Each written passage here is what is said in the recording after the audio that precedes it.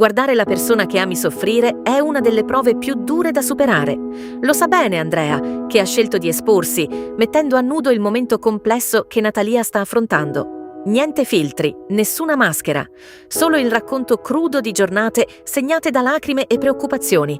La narrazione di Andrea non cerca pietà, ma celebra una forza rara, quella di chi, nonostante la fragilità, continua a sostenere il peso della quotidianità, rimanendo una madre presente e una compagna insostituibile.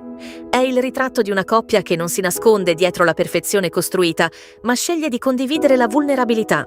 Un messaggio che va oltre il semplice gossip, toccando le corde di chissà cosa significhi lottare insieme. La promessa di restare al fianco di Natalia, in ogni istante, non è solo una dedica sui social, ma un patto silenzioso che rinnova l'impegno di restare uniti, qualunque cosa accada.